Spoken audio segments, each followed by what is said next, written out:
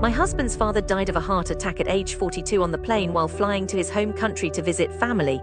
My husband Joe was 13 and his sister was 9 at the time. His mother had few skills and poor English. From that moment on, Joe worked to support the family after school and at grueling factory shifts after finishing high school. He eventually pursued a trade and built a good life. We raised 2 children and are financially secure.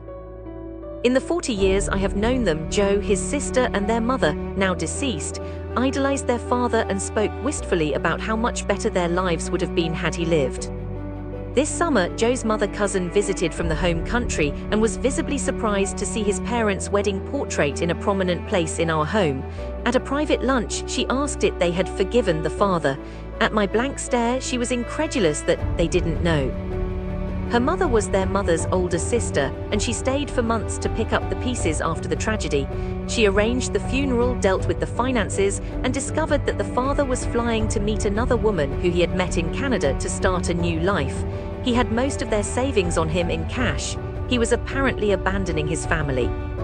She kept this information from her sister to spare her the added heartbreak and to protect the children.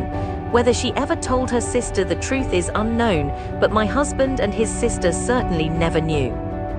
We agreed that I should not tell my husband. When he boasted about what a wonderful man his father was, I bit my tongue. I finally caved when Joe recently was speculating on how rich we could have been owning property that his father would have eventually bought.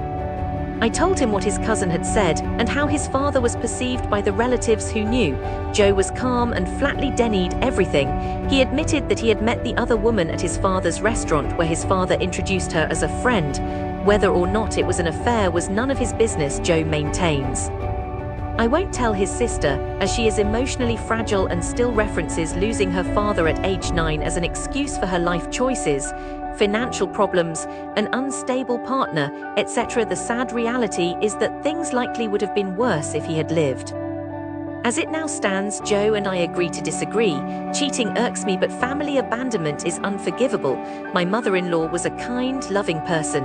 I no longer want the fairy tale wedding portrait dominating our home.